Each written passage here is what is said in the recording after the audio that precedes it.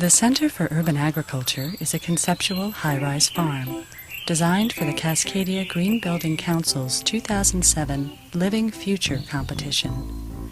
It offers the means to work and live entirely in the heart of a city. The building aims for self-sufficiency, generating nearly all of its energy, collecting rainwater, growing food for local distribution, and providing quality, compact residences made from retrofitted shipping containers. One of the challenges of this conceptual project was to live within the means of the resources that fall on the site. So how much rain falls every year on the site, and can we utilize that rain to supply 100% of the building's water needs? Same with energy. How much energy falls every year on the site, and can we design the building so that we use only that energy and no more?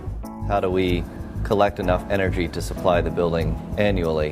One of the things we wrestle with in a city like Seattle is a supply and demand issue. So we can generate a ton of energy using PV cells during the summer, but not a whole lot in the winter when we need it most. So one of the things we tried is to create a closed loop system that utilizes hydrogen, increasing efficiencies of that conversion to store energy for winter use. There's some real opportunities to connect people to the systems that sustain us in a new urban environment. So we can actually see the water tanks. We might even be walking between the water tanks at the street level. We would be adjacent to the photovoltaic panels that were collecting the solar power. We'd be walking past the restaurant that was serving the food from the roofs above. So there's a lot of opportunities to connect people with these food systems and these ecological systems that are part of the new city topology. It's really important for urban residents to be around natural amenities, to biodiversity, the innate connection we have with the natural environment. Methuen is also working on a number of community garden parks that give people access to the land and to gardening. There's a huge demand for this, and more than the city can provide. And this is another vehicle for how to give people access to that gardening opportunity and really the biological connections that we have with that experience. And we're not just talking about providing green space, we're talking about really enhancing the ecological function of the urban environment. So this project is adding all sorts of agricultural, biodiversity elements, ecosystem function elements. A good example of that is providing habitat for pollinators, which has been shown to have huge economic impacts to our regional food system, to our urban environments, and to our rural environments. So one of the biggest impacts that people have on the environment is really where their food is coming from. It's not something we think a lot about, but it has huge impacts.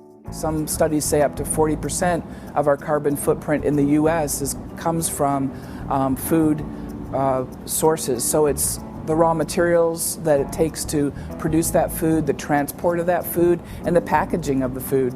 And is it coming from down the street or in the local farms, or is it coming from halfway across the world?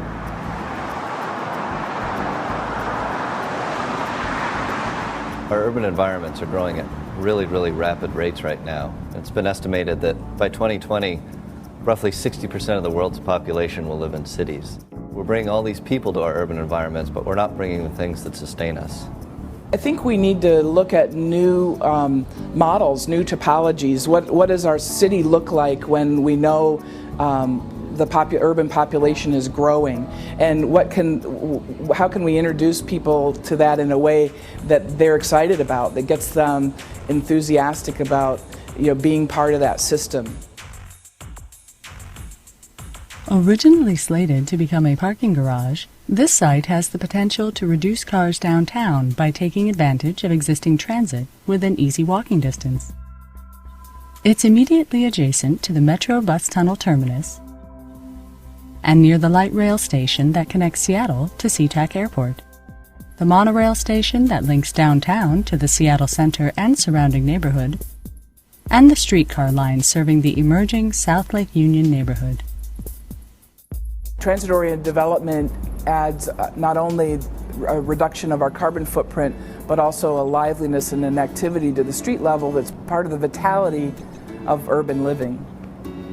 Methuen's very interested and has been working quite a bit on workforce housing and modular housing, and we have a number of projects throughout the region that are utilizing modular housing construction techniques. In Seattle, we import way more than we export, and we end up with a huge collection of unused shipping containers.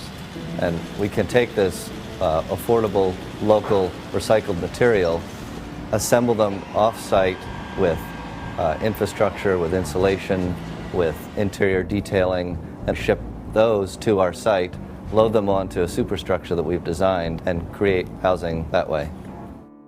Why would you want to live in a shipping container? Good question. That's one of the big challenges of this project. And we feel that in the end, you won't feel like you're living in a shipping container.